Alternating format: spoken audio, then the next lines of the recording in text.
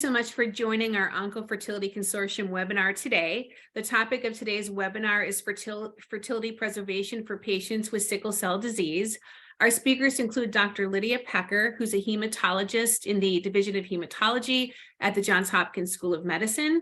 Myself, Mindy Christianson, I'm the medical director at the Johns Hopkins Fertility Center.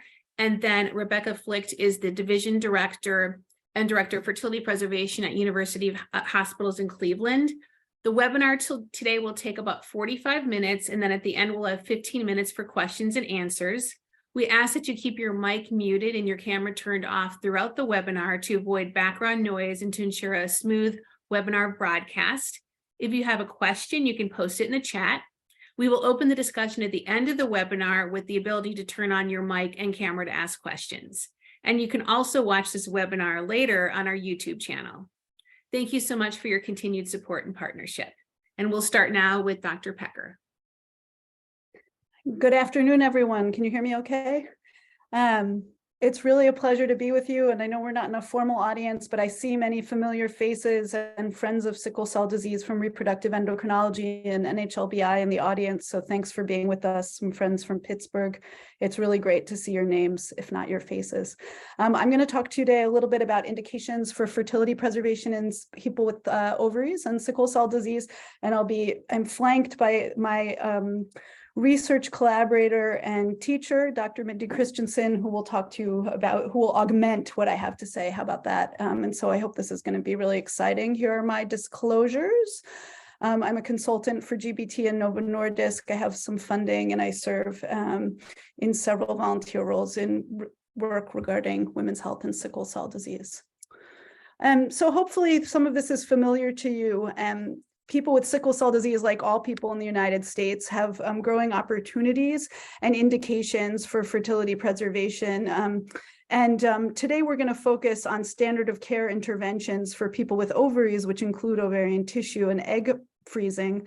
But I like to point out, right, that first of all, we're not talking much about boys or men today, and they have indications for care. And also that fertility is preserved so that you can go on in some cases to use assisted technologies to actually have pregnancy, and that people with sickle cell disease and their families have diverse indications for ART, which include infertility, but also pre-implantation genetic testing for monogenic diseases like sickle cell disease, and also even to conceive an HLA-matched sibling. So one of the reasons this topic is important is because as we put the data together that's coming from diverse sources, we increasingly recognize that for people with ovaries and sickle cell disease, this is a disease that the evidence suggests comes with a narrower fertile window. And that makes sense. This is a disease of accelerated aging. But what does that data look like? So first of all, we know that menarche onset is later in people with sickle cell disease. In the general US population, menarche onset is about 11.9 years, but people with sickle cell disease have menarche in their later teenage years. The decline in ovarian reserve is accelerated, and we'll walk through some of that data today. And we also are seeing very small pockets of data. This comes from Brazil, that menopause onset may be sooner. And this is difficult to measure, as I've indicated here, because it corresponds with increasing mortality associated with sickle cell disease. But in a small group of Brazilian women with SS disease, onset of menopause was in the mid-40s, whereas in the general Brazilian population, it's in the early 50s. And of course, to remind you that before menopause, the 10 years before menopause are associated really with the onset of frank infertility. And so if you do the math, right, 46.4 years, we're seeing people with real infertility in their mid-30s potentially. So let's go backwards. There are many plausible mechanisms of ovarian injury in sickle cell disease. It is clear that preparative regimens for cure with hematopoietic stem cell transplant or gene therapy constitute an infertility threat. Sickle cell disease pathophysiology also may compromise the ovaries, and that's because the disease is characterized by inflammation, reactive oxygen species, and hypoxic ischemic injury, and the ovaries are damaged by those mechanisms as well. Chronic transfusions, which are associated with iron overload, may also affect the ovaries, and hydroxyurea, which may be on the one hand vasoprotective, may also have directly gonadotoxic effects.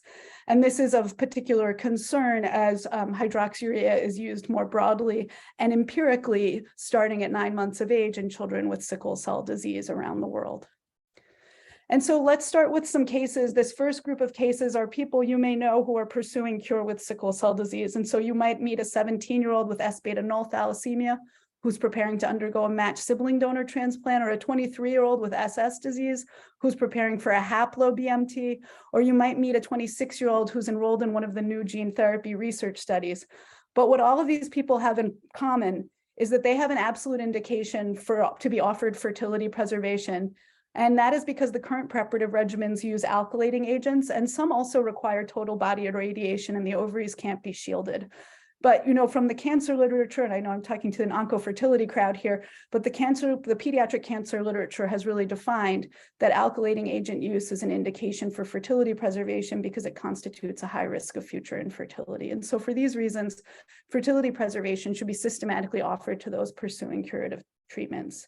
There are limited grants through Be the Match and SC Red, and Dr. Flyckt is going to talk more about the advocacy efforts that are needed to advance this care for our community. So let's talk about another set of cases that might be on your mind, because most people with sickle cell disease will not be cured, at least not at the moment, with transplant or gene therapy of their disease. And so most of them are living either on disease-modifying therapies or off disease-modifying therapies. And so some people you may know who are in this group of people are a 9-month-old infant who comes to a pediatric hematology visit with SS disease, and whose hematologist recommends to the parents that they start empiric hydroxyurea treatment, because hydroxyurea is the best treatment we have for sickle cell disease, and because it transforms childhood outcomes with this disease, really enabling people to stay out of the hospital and live a very, very different life than those with untreated disease. You might meet an 18-year-old with a history of stroke who's on chronic transfusions, because that's the best chronic therapy we can offer people who have a history of stroke, or a 21-year-old with hemoglobin S beta null who's been taking the best dose of hydroxyurea for her, a maximum tolerated dose, for a decade or more, and plans to postpone pregnancy until after she completes graduate school. And so these cases are a little more complicated, and they require thinking through what we know and what we don't know about ovarian reserve testing in sickle cell disease. So just as a quick primer for those of you who are uninitiated, anti-Mullerian hormone, AMH, is a hormone that's made by granulosa cells in the ovaries and in the immature ovarian follicles. It's a really attractive biomarker because it has minimal intracycle variability, and its established use is in predicting IVF success in those with infertility. Its emerging use is to predict menopause, and also it is used to predict infertility in people being treated for cancer, and increasingly in people with chronic diseases like sickle cell disease. However, it is unreliable at predicting spontaneous pregnancy in healthy women without a diagnosis of infertility, and its utility in pediatrics is still being worked out. An antral follicle count is a direct ultrasound measure of egg supply, and usually we say that if there are more than 7 eggs visualized, this is associated with better IVF outcomes. And so we're going to talk about some of this data in people with sickle cell disease today. So the first thing I want to teach you about sickle cell disease is that in data from the United States, from the UK, from Nigeria, and from France, we're all reporting the same thing, which is that there is age-associated decline in ovarian reserve in sickle cell disease that is faster than in the general population. And I hope you can see here, there are black bars. Those are the healthy. So what is this? Sorry, you're looking at AMH levels in people who participated in the multi-center study of hydroxyurea, which was a phase 3 trial of hydroxyurea conducted in the mid-90s that led to the drug's approval for sickle cell. On the y-axis, you can see AMH levels, and on the x-axis is age, because you can only interpret AMH in the context of age. The black bars are healthy control values of AMH. The gray bar is the median AMH in the cohort of patients we studied. And this dotted line is the threshold for diminished ovarian reserve. And so I hope what you can see first is that the median values in people with SS disease are lower than in the healthy controls, and that diminished ovarian reserve occurs in people in their 20s and 30s with sickle cell disease.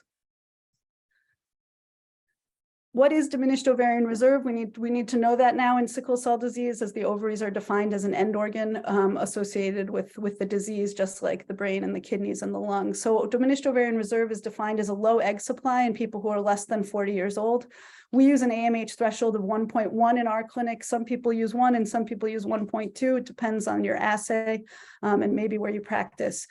We also use a day 3 to 5 FSH and the antral follicle count to help augment the diagnosis. DOR is a risk factor for premature ovarian insufficiency, infertility, miscarriage, and worse IVF outcomes, and it's an indication for offering fertility preservation. And so one of the challenges in interpreting diminished ovarian reserve in people with sickle cell disease is this the disease or is it its treatments? And of course, that has significant implications for how we care and counsel our families. The first thing I'd like to point out is that I think the data suggests that in people who are older than 30 and to 35, it's more difficult to differentiate the age effects of sickle cell disease on ovarian reserve versus treatment effects. And for that reason, a lot of the data I'm going to show you in the next few slides focuses on younger women. The next thing that makes this challenging is that association and causation are not the same thing, and sickle cell disease treatment is a proxy marker for disease severity. And in addition to that, if you want to implicate a drug in an outcome, it's helpful to know what doses are associated with it and whether people are actually taking their medicine who have the outcomes of interest. Transfusions and hydroxyurea are also double-edged swords, and I think this is really important to emphasize for our community. These are life-altering treatments for sickle cell disease that enhance survival and improve people's overall well-being and quality of life, and it lets us enhance overall organ function, which matters when you think about pursuing reproductive options as you grow older. The gonadotoxicity for both of these drugs is not yet totally defined in sickle cell disease, both of these treatments. We are studying ovarian reserve in the Hopkins cohort, and this was our first preliminary data that we analyzed. We included subjects, and Dr. Christianson was instrumental in making this study possible, but we included 19 to 31-year-olds with SS and S beta null. We measured AMH, AFC, and FSH, sickle cell complications self-reported by the patients and abstracted from the chart. We looked at patients' hematologic profiles and their treatment variables, and we defined diminished ovarian reserve as an AMH as less than 1.1. So we included 26 subjects in this report. 17 of them had completed an antral follicle count. The COVID pandemic really got in the way of that for a while. The median age of the subjects was 24 years with an IQR of 22 to 28 years of age. 15 were taking hydroxyurea, 5 were on chronic transfusion therapy, 3 were using both. And the first thing we have identified is that anti-Mullerian hormone and antral follicle count positively correlate, which is what we would expect. But if we're going to use AMH as a proxy marker of AFC in our patients, it's good to make sure that that's the case. We didn't find any subjects with premature ovarian insufficiency, and most of our subjects, 21 out of 26, did not have diminished ovarian reserve. But of course, we are interested in the 5 who did have diminished ovarian reserve, and this is what we learned. So first, we looked at whether the people with and without diminished ovarian reserve had differences in their disease complications, and we identified no differences by chart abstracted complications or self-reported disease complications. We also looked at hemoglobin, so lower hemoglobins is a recognized poor prognostic factor in sickle cell disease, and there was really no difference in hemoglobin levels between those with and without diminished ovarian reserve. We looked at those who had been chronically transfused and identified that no patient receiving chronic transfusions had diminished ovarian reserve. All 5 of the patients who we identified with diminished ovarian reserve were taking hydroxyurea, and most of them were in the older subgroup of our patients greater than 25 years. However, about half of the patients without diminished ovarian reserve, 10, were currently taking hydroxyurea. So again, we wanted to know more about this potential hydroxyurea effect. And so we looked at a marker of adherence to hydroxyurea, which is mean corpuscular volume. On the left, you can see the 2 groups, the group taking hydroxyurea and the group not taking hydroxyurea, and that reassuringly, the group taking hydroxyurea had higher MCVs. What I hope you can see on that was the left panel. On the right panel, what I hope you can see is that the group taking hydroxyurea with diminished ovarian reserve had a higher MCV than either the group taking hydroxyurea without diminished ovarian reserve or the group not taking hydroxyurea and without diminished ovarian reserve. And when we looked at all of the reported data, which is a paper from Emory and the paper we had previously published on the multi-center study, we identified that there were 84 subjects with sickle cell anemia under 31 years of age reported in the literature. 27 had diminished ovarian reserve, and only hydroxyurea exposed had diminished ovarian reserve with the number to harm between 2 and 4.8. From the same Brazilian study I mentioned to you, we also see that menopause onset is earlier in hydroxyurea-treated people, although again, can we distinguish this hydroxyurea effect from disease severity? At this point, with these small numbers, we cannot. We do not yet see any reports from our data or from a recently published French study that transfusion is associated with diminished ovarian reserve in sickle cell disease, but this doesn't rule out the possibility that ovarian iron deposition could be harmful to follicles. There are several limitations to the work, ours and others, that have been reported so far. The first is that there are small numbers of patients reported taking hydroxyurea with low AMH. If hydroxyurea is lowering AMH, is it reversible, and is it associated with infertility? Low AMH is not part of the criteria for clinical infertility diagnosis, and we don't know what it portends for egg harvest or fertility in people with sickle cell disease. Egg quality cannot be established through the work done to date. Pre and post-pubescent physiology and pathophysiology are different and may help us tease out both the timing for fertility preservation interventions for these patients and also what kind of evidence we need to collect. And finally, we just don't know much at all about people with SS or S beta plus or the compound heterozygous sickle cell diseases. There are a number of reports now that are raising questions about whether people with sickle cell disease face increased chances of infertility. The French looked at long-term follow-up of hydroxyurea-treated subjects. The SCD survey was just published with self-reported infertility in 20% of subjects. This is over 2,000 people interviewed, surveyed, sorry. And we're seeing an overrepresentation of people with less severe sickle cell disease in our pregnancy registry, but the data is limited.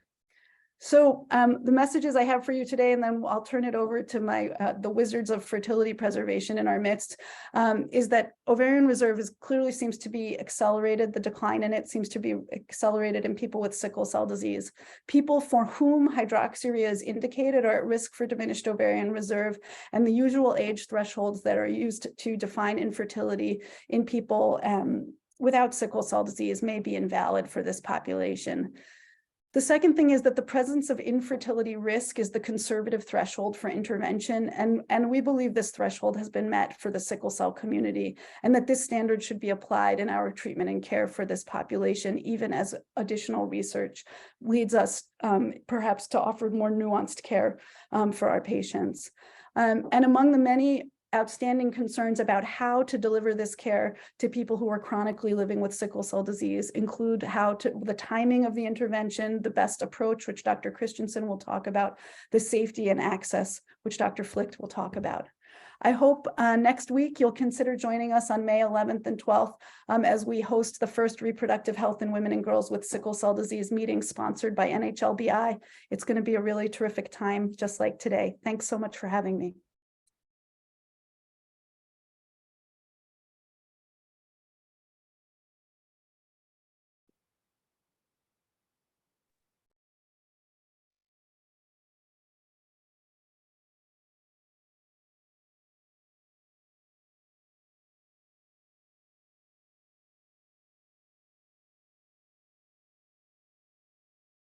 Unmute and turn on my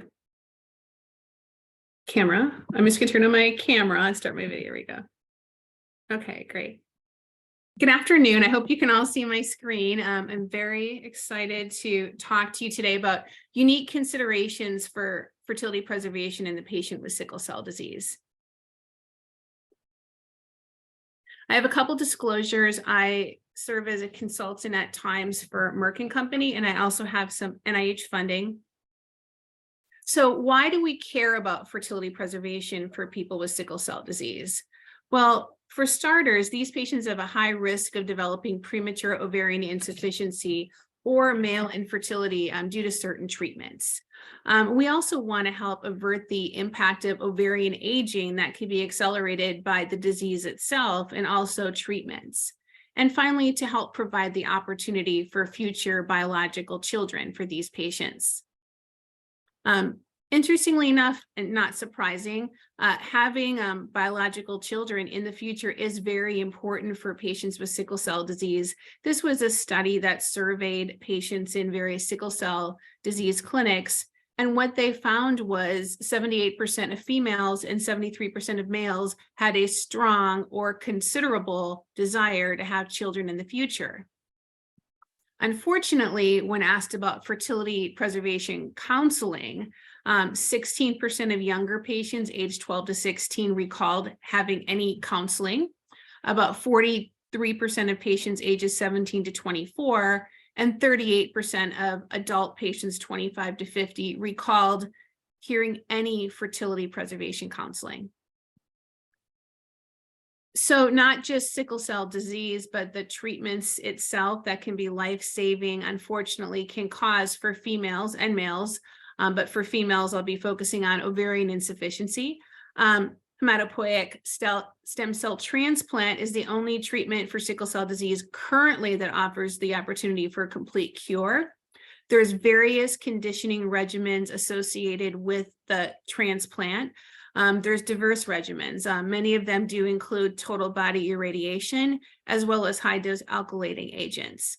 There's been a number of studies looking at the impact, but because of the various regimens, it's hard to get a clear answer, but the vast majority of patients do have impaired fertility, if not ovarian insufficiency after their treatment. Ovarian failure has been reported as high as 90% of adult patients and about 65 to 80% of younger patients after transplant. There was one study that looked at pediatric patients. The average age of the patient was 7.5 years old, and they looked at pre and post AMH levels after stem cell treatment. And what they found was before the treatment, about 88% of patients had a normal AMH level, anti-Müllerian hormone level. 12% already had a low AMH level, which could be likely attributed to the disease itself. After the stem cell treatment, 88% of patients had an undetectable AMH level and 12% had a low AMH level.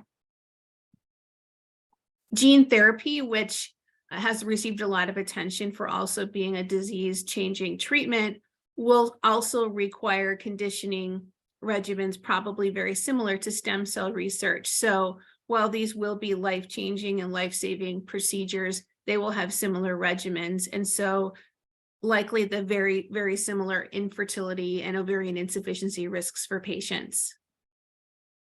And then, as Dr. Pecker very nicely reviewed, having sickle cell disease itself puts these patients in an even lower fertility situation before the gonatotoxic treatment. Sickle cell disease itself causes hemolysis and anemia, vaso-occlusion, hypoxia and ischemia. All of this impacts the ovarian reserve for female patients, and hydroxyurea, which Dr. Pecker also discussed, can also potentially accelerate the age-related loss of eggs in female patients. So if you have a young patient with sickle cell disease, and we know that females are born with a set number of eggs that decreases over time, but a patient with sickle cell just at baseline is going to have likely a lower ovarian reserve, which means that after the gonatotoxic treatment, the patient's going to fall very low, so it has a very high chance of ovarian insufficiency. And then there's also risks to males. I have a couple of slides talking about the impact on male fertility. The rest of my talk is focusing on females, but I did want to mention that sickle cell disease is obviously has a negative impact on male fertility, as does the treatments. The testes and penis can be damaged by hemolysis, hypoxic ischemic injury, as well as priapism. One study showed that 91% of adult males with sickle cell disease have at least one abnormal value on a standard semen analysis, whether that be concentration or motility. Hydroxyurea can also cause a decreased sperm concentration. And then stem cell transplant can cause, the conditioning regimen can cause irreversible azoospermia, or complete absence of sperm, as well as severe decreased sperm concentration. One very interesting study, this came out of Europe, where they are performing testicular tissue cryopreservation for fertility preservation for pubertal boys, looked at 12 young boys with sickle cell disease that underwent testicular tissue cryopreservation. And what they found with these boys, and all of these boys had been treated with hydroxyurea, that 58% of young boys with sickle cell disease with hydroxyurea treatment had a decreased spermatogonia to tubule ratio, so a very low percentage of sperm. So when is the best time to discuss the impact of fertility with sickle cell disease patients? Now, most of us would assume before gonatotoxic treatment, such as stem cell treatment, but the recommendations are to actually do this much earlier. So it's very important, and has been published in the literature, some recommendations that younger patients should have some type of discussion regarding pubertal development and puberty. When a patient is 18 years of age, it's really important that the patient have a separate discussion regarding reproductive health risk, as well as offer fertility testing at that time. And then any time prior to gonatotoxic treatment, such as stem cell transplant, it's important, obviously, to embark on fertility preservation counseling. So the standard fertility preservation treatments we have for females today, as you all know, include freezing embryos, freezing eggs, and freezing ovarian tissue. And then for males, sperm cryopreservation is standard treatment. Testicular tissue cryopreservation is still considered experimental, but it is the only option available for prepubertal boys. So the treatments itself, the fertility preservation treatments, what we've discovered at Hopkins and other institutions is that there are very special considerations we need to be on the look for patients with sickle cell disease, especially those undergoing controlled ovarian hyperstimulation, either freeze eggs or embryos. So what we've found is that patients with sickle cell disease have an enhanced risk of developing ovarian hyperstimulation syndrome, or OHSS. And when you think about it, it makes sense. Sickle cell disease is a thrombophilic condition. So patients with sickle cell disease have a higher risk of developing blood clots. And when patients have ovarian hyperstimulation syndrome, one of the risks is an increased risk of developing blood clots. Vascular injury and renal injury may also contribute to the fluid shifts in patients with OHSS. What we've also found is that patients with sickle cell disease have an increased risk of pain crises that can be so severe it can lead to cycle cancellation. And then the procedure itself, patients with sickle cell disease, even undergoing what seems like a simple outpatient procedure, can be at high risk. What we found just in our ambulatory surgery center is that sickle cell disease patients are considered high risk. Some ambulatory surgery centers where egg retrievals are performed don't even allow sickle cell disease patients to have a procedure. So it's really important to talk to anesthesia beforehand to have clearance for that patient. Patients with sickle cell disease who undergo sedation and anesthesia, even if it's just IV sedation, can be at increased risk for pulmonary complications, and these include acute chest syndrome, which is vaso-occlusion of the pulmonary vasculature. And then, of course, we know that with an egg retrieval, there can be some minor pain, but for patients with sickle cell disease that have an altered pain perception, this can actually result in severe pain that can be difficult to manage. Many patients with sickle cell disease have a history of venous thromboembolism and may need to be an anticoagulation during the stimulation that needs to be held at the time of the egg retrieval. So it's really important to work closely with hematology to manage that. Now, when we first started doing sickle cell disease fertility preservation at Hopkins, we noticed right away, and it might have actually been when Lydia and I first met, that there was quite a few complications, much more than we had anticipated. We had several patients that underwent pain crises. We had one patient that unfortunately underwent acute respiratory failure, and we had one patient who required a blood transfusion after her egg retrieval, and several cycle cancellations due to pain crises. When we look at the literature, there's not a lot published, but there is actually, several complications that have been reported in the literature. These include acute pain crisis, ovarian hyperstimulation syndrome, acute chest syndrome with respiratory failure, and then more pain crises. And so because of this, it's really important not to treat a patient with sickle cell just like any other patient undergoing fertility preservation or controlled ovarian hyperstimulation syndrome at a fertility center, but they really need a special protocol, which is what we've developed. And since following this protocol, knock on wood, we haven't had any major complications. So kind of what our preoperative protocol is at Hopkins is that when the patient starts or when we're considering fertility preservation, we're going to coordinate with hematology and anesthesia prior to starting stimulation to make sure everyone's on board. It's important to discuss with hematology whether there's a need for anticoagulation with the patient. We typically will use Lovenox. And then to have a pain management plan established with hematology for a pain crisis, and to really to anticipate that there's going to be pain after the procedure, more than you would expect from any other patient or patient without sickle cell disease undergoing an egg retrieval. If a patient's on hydroxyurea, it's really important to discuss with hematology whether it should be stopped, and if so, when it should be stopped.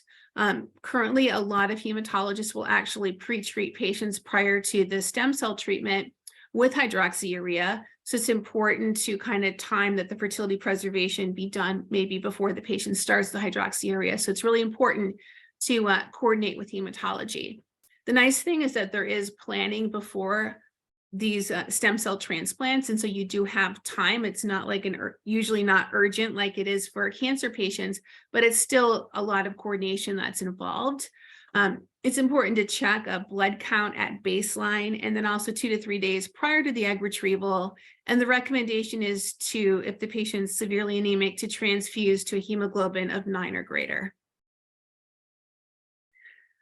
Also part of our preoperative protocol, once again, working closely with hematology, is you need to know the sickle cell disease genotype for the patient, because this will actually stratify the patient's risk. If a patient has hemoglobin SS or hemoglobin S beta null, the patient will require a red cell blood exchange transfusion to reach a hemoglobin S of less than 30%. And we do this before starting the cycle.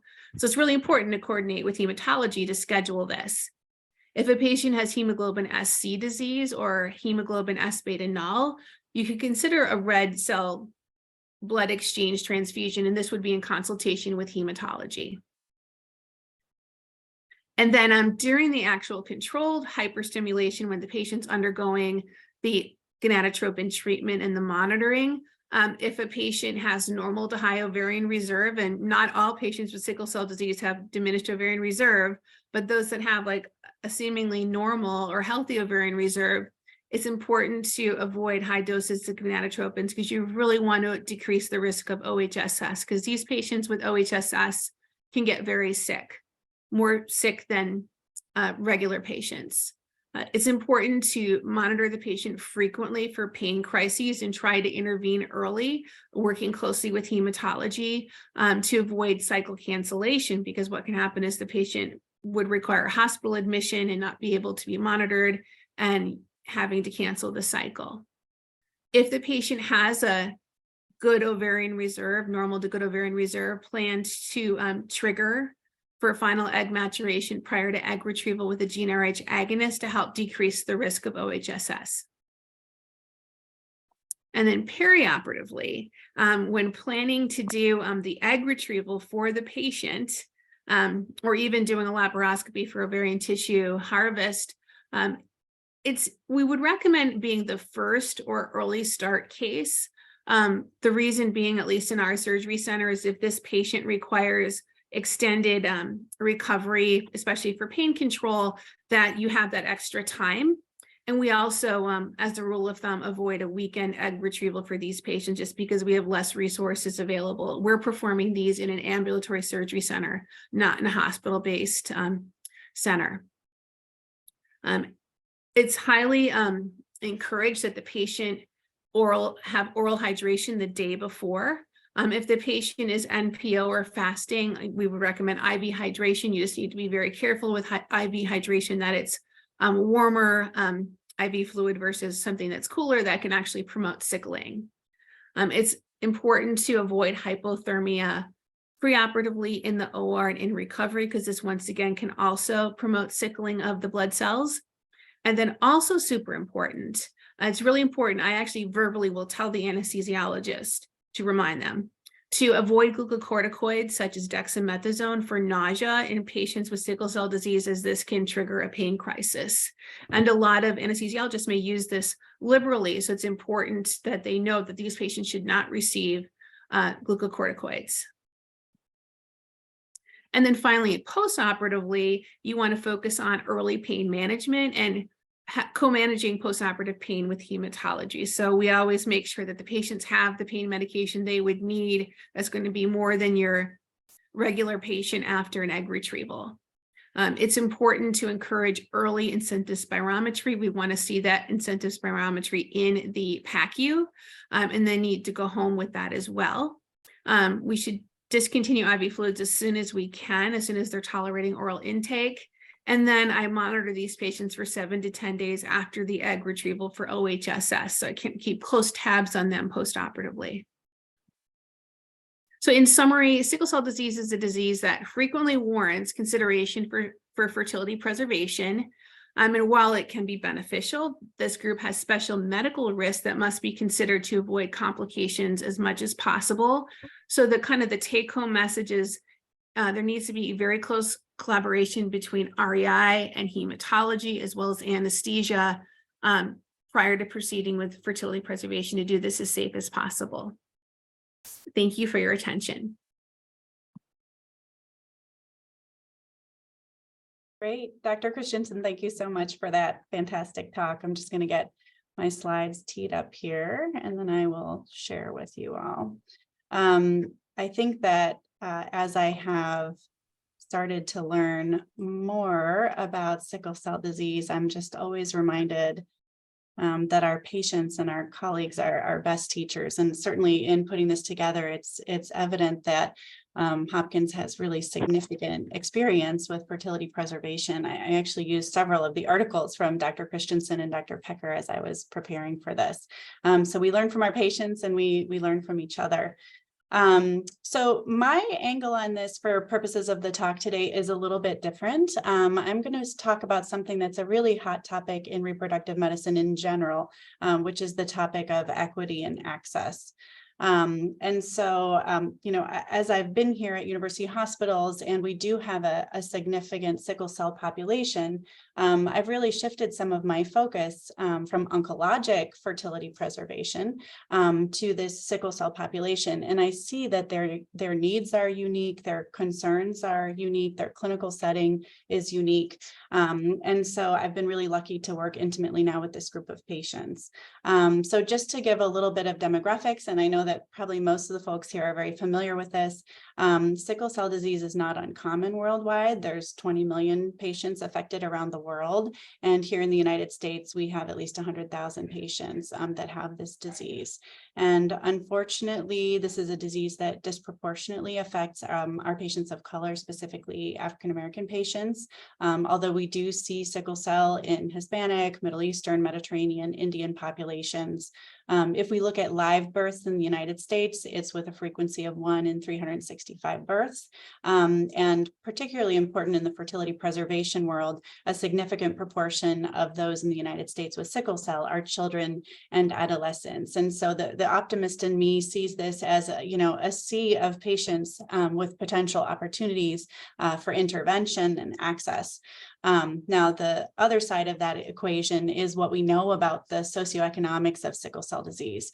So we know that in addition to being burdened with a very difficult, painful, complicated clinical course, it's not just having the disease, but it's the long-term complications. It's the fact that they don't live as long, and the lives that they're leading are associated with a significantly decreased quality of life.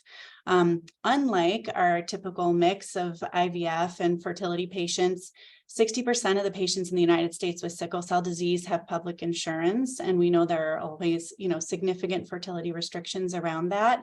Many of these patients, in addition to being underinsured when it comes to fertility, are also underemployed or unemployed due to some of the complications of their condition. There's many social studies showing that they earn less, their households earn less, and over the course of their lifetimes that their earning is significantly less.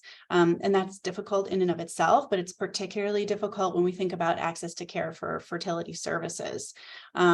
We've had a significant push at our institution to try to open all of our eyes to the way that systemic racism impacts our patients. In addition to that, even if we're able to provide care, there's just not as many providers nationwide as we would like that can provide comprehensive sickle cell care. I think the ratio on this call is better than most. And then obviously, there's a lack of health insurance and other socioeconomic pressures on our patients with sickle cell that make accessing the care that they need difficult. One of the things that struck me was the high rate of concomitant anxiety and depression in these patients. And then you compound that with what we know about the anxiety and depression that goes along with subfertility and infertility, which, for those that are part of this Oncofertility Consortium community know is as high as that initial diagnosis of cancer, the anxiety and depression that we see with that. It's as high as getting a divorce, being fired from your job, moving across state lines. So compound those two and the levels of stress are monumentally high. One of the things that I think is really fascinating is to compare, what we see for sickle cell disease with other similar frequency diseases. So, even though hemophilia or cystic fibrosis affect fewer than half as many patients in the United States as those that are affected with sickle cell, we know that patients with those conditions have the benefit of seeking care from more than 130 comprehensive care centers around the United States. And even more, that network of comprehensive care centers is financed through governmental agencies. So compare that to sickle cell disease, where there's very few specialized centers, and the centers that are here don't always serve patients in the low income and rural communities where sickle cell patients often live. From a research and education standpoint, hemophilia treatment has government funding mechanisms to advance best practice, education, research. So there are some federal programs like the Sickle Cell Disease Treatment Demonstration Program, but that does not cover the Southern United States. And that's really where most of the patients, if you look on this heat map, with sickle cell disease live. And so I think these maps tell the whole story. Like map A is the number of patients with sickle cell disease per state, and then B is the number of sickle cell treatment centers per state. And, as an OBGYN, this looks very similar to me when we look at maps of, reproductive health care, abortion care. We just have a big disconnect between where the needs are and where people can access comprehensive, safe, affordable care. And so there is this disconnect in the sickle cell world where, we're not getting patients to the care that they need with the experts that they need. So it's very clear that fertility preservation and infertility treatment should be part of those comprehensive care centers. And unfortunately, there's far too few. I think that the other speakers really touched nicely on this, so I won't go into great detail here because I know that we're trying to get to the Q&A. But I really thought it was important to underscore that there's acute risks to fertility. So these are the patients that we see probably the most often, patients that are going to get gonatotoxic chemotherapies, patients that are, pending a stem cell transplant. But really, we need to think about this patient population as pre-vivors, and that's an important concept in fertility preservation. We know already that we've identified them as having current or future risk because the ovary is an end organ, and Dr. Pecker, illuminated the many reasons why the ovary is affected in sickle cell disease. And so those chronic risks add up. Is there a way that we can get to them before they're getting set up for transplant, before they're getting set up for really significant chemotherapy?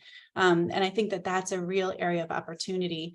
And then Dr. Christianson talked about the different ways that we can preserve fertility. So if we look around the globe, this is not an issue specific to sickle cell patients. We actually know that the majority of couples with infertility around the United States are unable to access the fertility care that they need. That's a really sad statistic. And there's a huge push to look specifically at African Americans and the fact that that race is associated with decreased identification of causes and diagnosis, later presentations to care, less coverage for treatments, lower utilization of infertility treatments. And when African American patients do get to IVF, we know that oftentimes they're saddled with lower success rates. So this is a more global issue for our patients of color when they come to access fertility services, but we know that sickle cell disease patients fit into that group many times. And so it's really a compounding of two difficult factors. I want to pull up the map on the next slide, which basically says that in terms of access to care throughout the United States, there's only 14 mandated states for IVF and 13 that are mandated for fertility preservation. And what I mean when I say that is that if you have insurance, it covers the services that you need. Now, remember again that our sickle cell patients often don't have insurance and are uninsured or underinsured. The other thing to remember is that even in mandated states, Medicaid is typically excluded from mandates. And even in states that have mandates, African Americans have lower utilization or uptake of fertility services than other groups. So here's the map, and you can see the mandated states. I'm encouraged to say that Kentucky has just recently joined the 13 states where women who have sickle cell disease that are facing chemo or stem cell transplantation and have insurance can get that covered. The only state that really has limited their mandate specifically to cancer, unfortunately for people who live in Utah, is Utah. Otherwise, any gonatotoxic chemotherapy or transplant, those mandates do apply to sickle cell patients. I think that there's a future bill pending in Louisiana, from what I understand, that has cancer-only language. The problem is that even in a mandated state, it doesn't mean that the insurers themselves on an individual level might not try to impose sickle cell disease restrictions. And so if the language is unclear, there's that wiggle room that could turn out, unfortunately not to serve our patients with sickle cell. And again, this doesn't really help our previvors, patients that are not facing that immediate risk, but that are facing chronic risks. So I was really happy to see that some of our friends from Be the Match are in the audience. And I see our social worker and Oncofertility navigator who have helped us with these patients in getting the care that they need. And so I really want to call out Be the Match as being one of the few programs that offers grant assistance for sickle cell patients. In my other life, dealing with oncologic fertility preservation, there are myriad different sources of funding, grants, resources.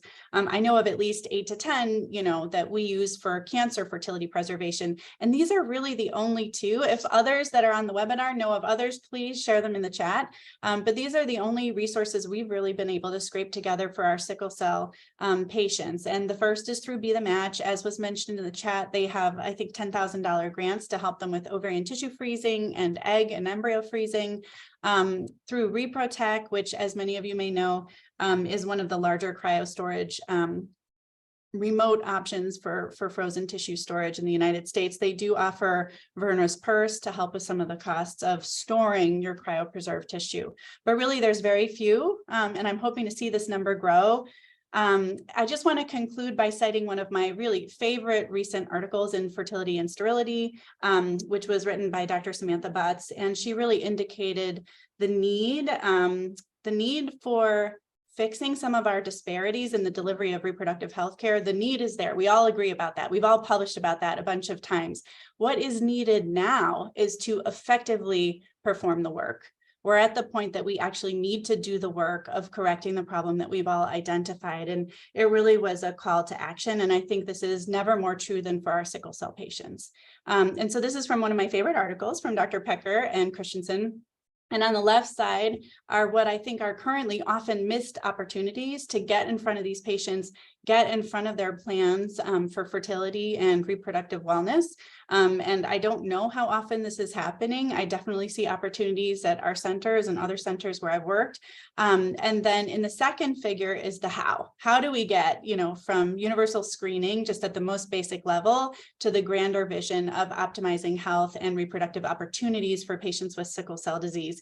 And I think the key here is collaboration. We can't do it without our partners and care teams in the hem-onc world. I think it would be hard to get to assisted reproductive technologies without your fertility colleagues. And so what a great way to come together to best serve our patients. And clearly this is a population at need.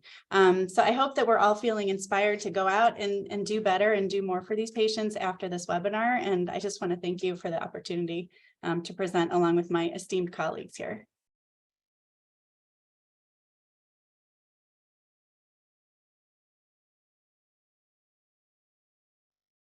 Mahmoud, are you going to open it up to Q&A?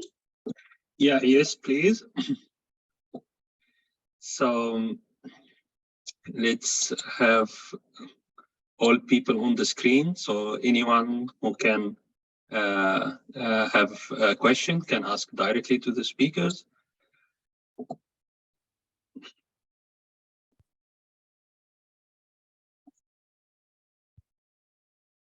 Okay. Hello, this is Ginger Davis, president of the Sickle Cell Thalassemia Patients Network.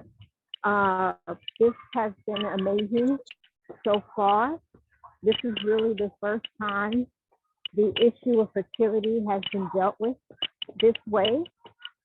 We really appreciate the work that Johns Hopkins is doing to address the need, this particular need in the sickle cell population. And just wanted to say that our organization that is already part of Synergy through Johns Hopkins definitely want to collaborate with this. And, we just need to know what's the next step. How can we help to educate our communities about the availability of fertility service, and then do the other work to get payers to cover fertility services and to find a physician that can participate in the care team, for accessibility. Thanks, Ginger. Nice. Dr. Pecker.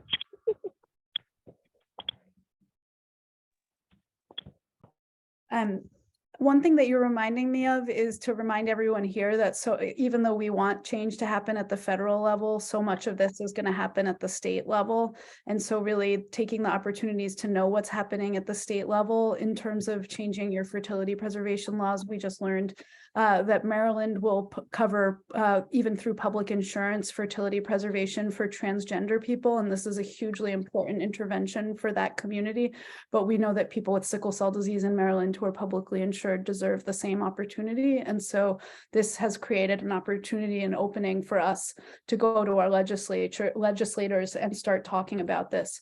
So, and a lot of states have action going on. And so it's really imperative, if this is an issue that matters to you, to know what's happening at the local level with keen attention to the publicly insured access issues.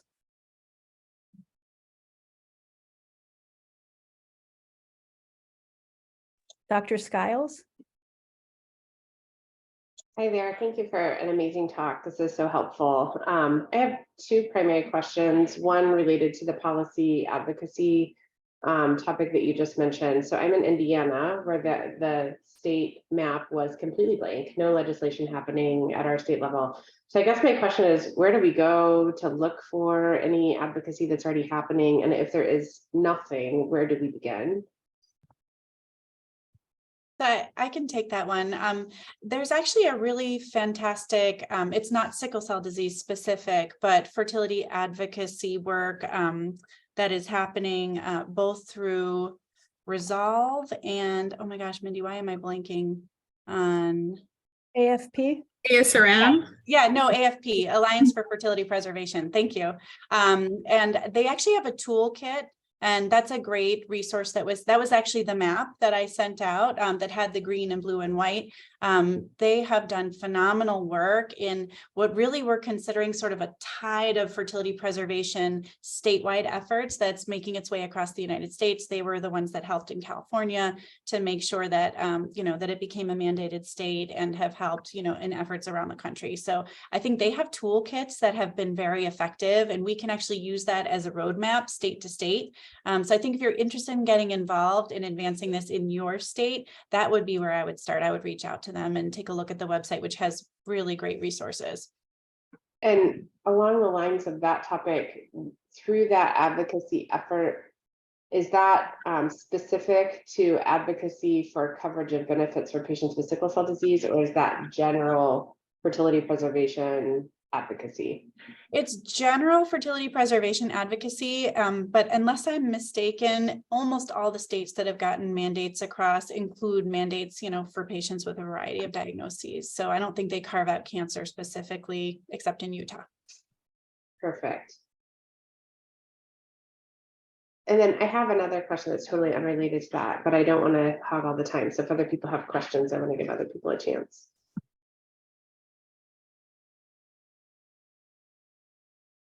Go ahead. Go ahead. Okay.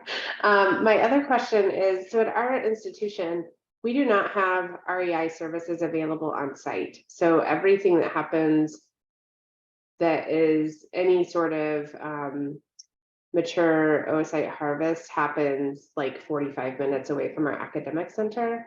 And so that limits our ability to truly collaborate in the way that the Hopkins approach protocol works. I mean, we can communicate heavily on the front end and try to be really proactive, but I was just wondering if other institutions that care for this patient population have a similar challenge, and if so, how you have approached it for the best care of the patient. So are you saying that the fertility preservation patients would go to like a private practice? Yes. I mean, I think that the most important thing is to educate those REIs about the complexity of sickle cell disease patients. I know a lot of people are interested and will reach out to ask us, but otherwise the most take-home message is to have collaboration with hematology and the reproductive endocrinologist and anesthesia, those three communicating. But it is really important that there's always very close ties of communication.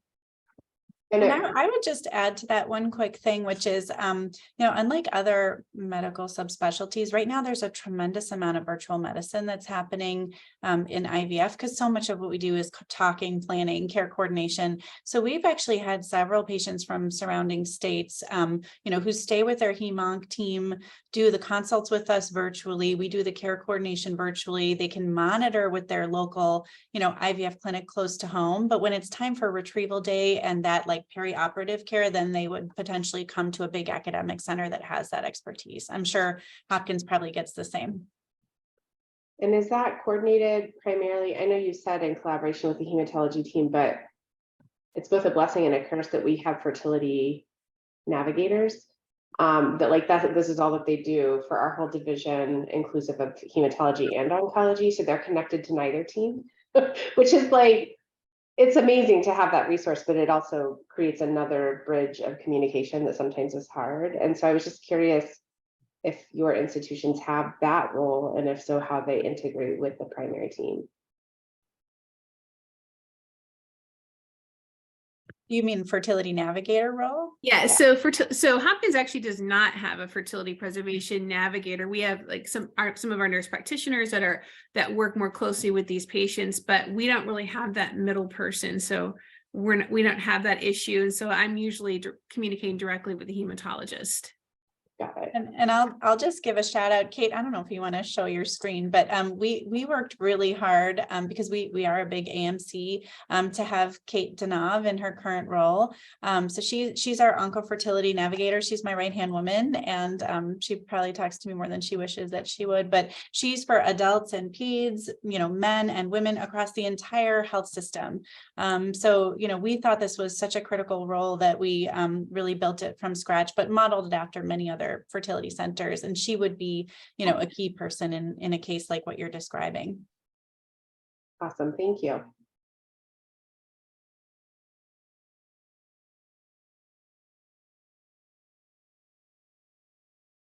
Other question, you guys are all inspiring me. This is a great community of people that are obviously so passionate.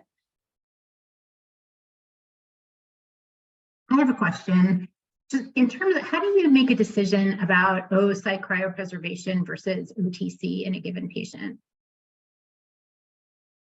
Well, I think a lot of it depends on the patient's age. If the patient's prepubertal, we would, I have a lot of really young patients, then we obviously proceed with ovarian tissue cryopreservation. Otherwise, it's just a series of discussions with the patient and the patient's family to see what that particular patient is most, what that patient can actually undergo and what the family is interested in. And I would add, I mean, that's a great answer. And I would add to that also, like, I think sometimes people think of fertility preservation as an either or, but I think Mindy and I both agree, like, it's kind of belt and suspenders. We like to freeze some eggs and then maybe also get some tissue and then also do an ovarian transposition and do some Lupron. I mean, I think you can do all of the above. So it's not like a patient has to choose, always one versus another. And that's just that like individual patient counseling.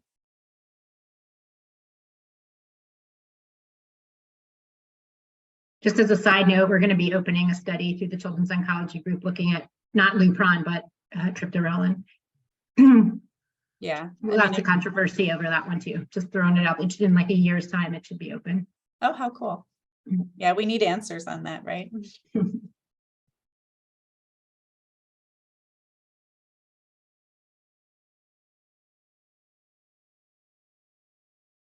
I do have a question. So I'm so thrilled to see that reproductive health and fertility preservation are now part of the mainstream conversation within the sickle cell community.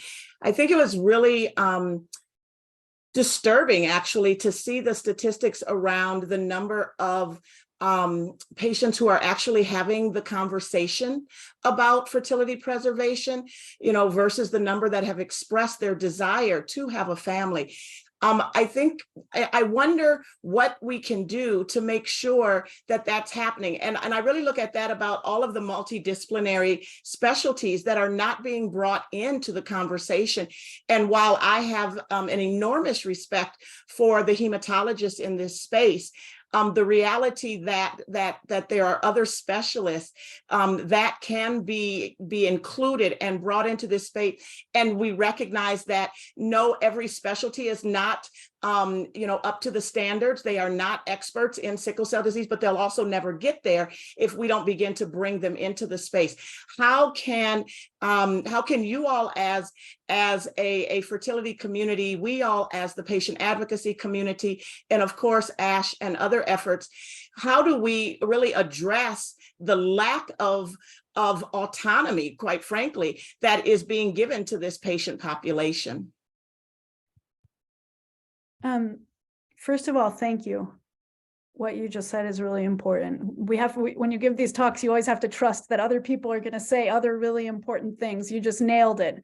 So I think, first of all, there's a huge ethical quagmire that our community is about to enter. We're actually already in it, because in a world where there are limited access to fertility preservation, when fertility preservation is offered as an opportunity, if you go on a clinical trial but not otherwise available, you have a bit of a pickle with related to coercion and research participation. The second thing is that there has been a huge evasion of the issue of autonomy around reproductive health for people with sickle cell disease. And I want to really make sure that we include boys and men in that assessment. There are very, very long-standing recognition that testosterone is low in men with sickle cell disease, that the disease and hydroxyurea both affect sperm counts. And yet we have not implemented screening, even in adult medicine, to help patients identify that if they're having unprotected sex for a year and nobody is pregnant, that's called infertility, right? And that's happening for the boys and men in our community, as well as for the women.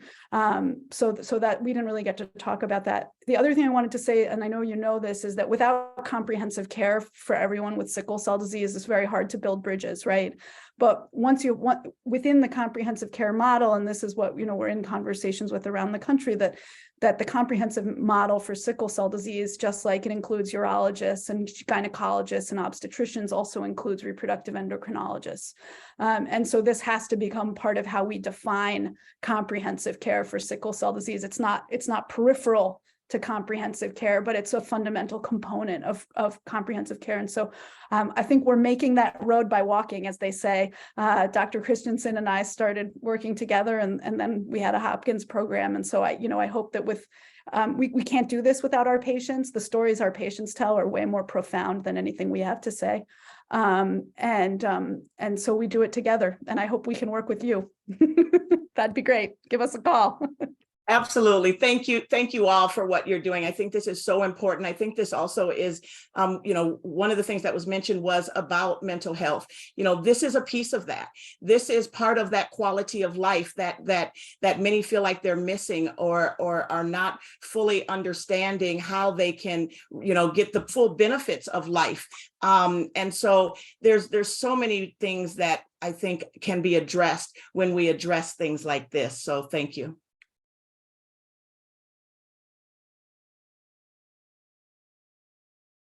Okay, are there any other questions? This has been such a great discussion. Yeah. Hi, it's Ginger again. Can you hear me? Yes, we can hear you. Okay. Just want to make sure because I'm using earbuds and sometimes they don't work. First, Dr. Pecker, you answered one of my questions, which was the criteria for having access. We're addressing the fact that there aren't PDPs across the country and there aren't teams and all this other resources. This is another opportunity for the CBOs, especially those who are on the newborn screening follow-up grant, charged with lowering the number of people who are lost to care after transitioning, but also talking about, with that and other projects that we're working on together, talking about quality of life and health impact. And they're too numerous to name, and you all know what they are, but us stepping up in a collaborative effort to really push this on the HNCC, and on this HRSA grant, we have an opportunity now because of our access to the national PDP to start saying, we really need this. We need the government to push to put PDPs in every state. We need the government, with all of this legislation that's happening federally, to make sure that there are adult comprehensive treatment programs.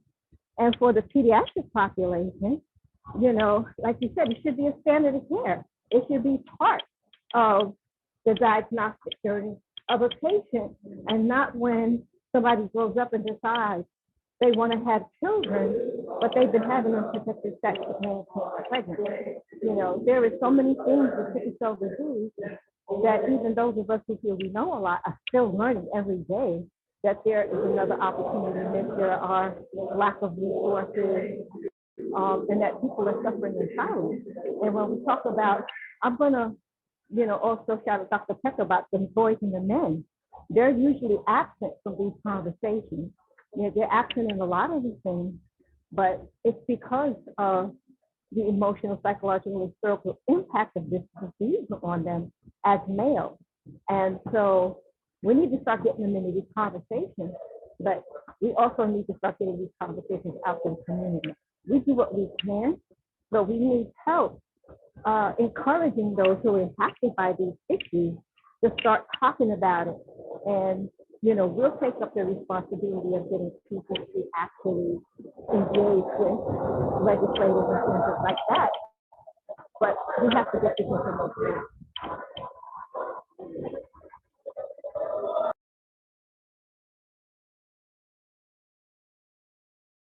Thank you so much.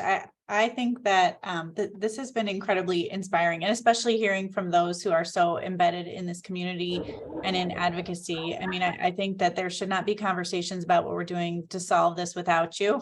And we really can't without you. So thank you for all of these conversations. And I just emailed Dr. Christianson and Pecker to say, like, how do we take this on the road and make this more than just this webinar? Because it's incredibly inspiring to hear what you have to say. Dr. Maher, do you have a question? Hi. So I just wanted to say thank you for such a great talk. I do the fertility preservation for the children at Children's National. And I think that to make the impact, it needs to be sort of a trickle down and a trickle up. Like we were talking about, like talk to those that are like newly diagnosed or, are on the younger side and tell them about their risks. But I think that one way that has been really instrumental at Children's is embedding the REI into the bone marrow transplant team and making the fertility preservation consult part of that checklist.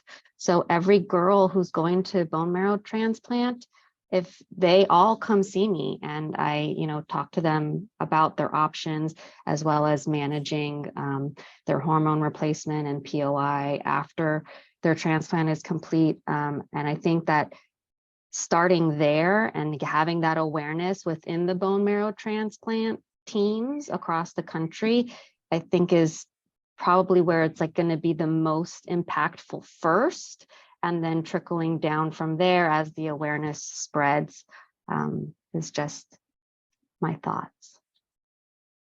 I definitely agree. And at Hopkins, we're very fortunate that our bone marrow transplant team, has that as part of their checklist. And so we're in close communication with them.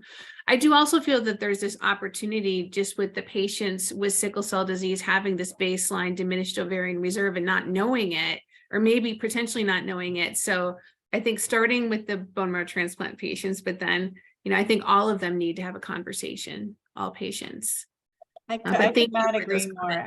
I think that's a great comment, Dr. Christianson. And I also think, and this is not a plug for Epic, I don't work for them, but we're going through our Epic build to roll out in the next several months. And you can actually build like opt-out orders. Like once a patient is seen in clinic and has the diagnosis, there's like a flag that comes up for fertility preservation consult. So you can actually like bake it into your process with certain electronic health records. And I think that's a way that we're not just relying on our memory to know everything and remember everything all the time. The EMR can actually be configured to help us not to miss those opportunities. Do we have another question, Blanco? Yes, I'm sorry. My name is Nicole. That's from my I'm signed in with my business. I do apologize. But Okay. I'm in Philadelphia. I am a SS patient. So I've never had the fertility ovarian preservation conversation at all with any of my doctors, hematologists. It's never been brought up to me outside of myself researching. So my thing is now I'm 36 and I just started fertility process. And I feel like it's still very vague and not curated to me in particular. So my question is, do I now pursue a onco fertility specialist who y'all were referring to? I'm just kind of like not sure because I don't have a lot of resources to obtain information.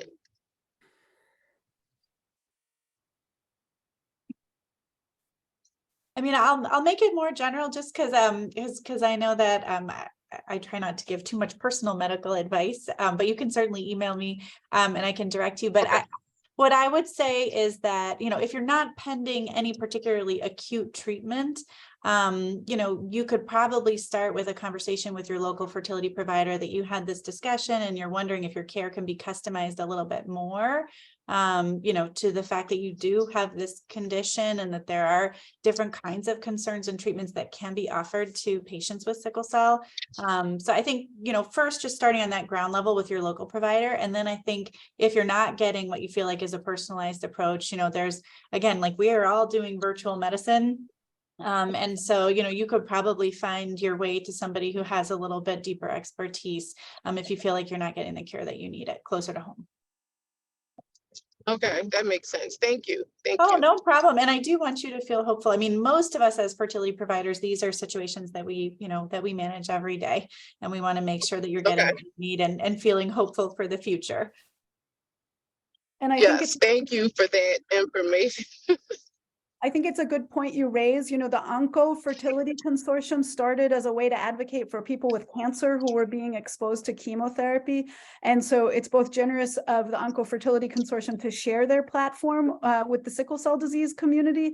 And also we see this as an essential partnership, right? Because the our Fertility colleagues have been doing this for a decade, decades, plural, right, in the cancer care community. And so part of what we're trying to do is, this is the equity work, is that people with sickle cell are exposed to chemotherapy too. We need to be thinking this way about the disease and the treatments and how they're affecting future fertility, and really bring the resources of the oncofertility space and the expertise of the oncofertility space to sickle cell disease, where people are certainly no less deserving of care and no less in need of care. Okay. We want to thank everyone for a really wonderful interactive webinar. This has really been the most interactive webinar I've been on, and it really just shows the advocacy and enthusiasm of everyone in this community. And I'm really looking forward to more events because we definitely need to, but we need to wrap up. We're 15 minutes over time, but we want to thank everyone for participating today. And you can watch the YouTube video on the Oncofertility Consortium channel if you want to review the information again, but thank you so much. Thank you also. This is wonderful.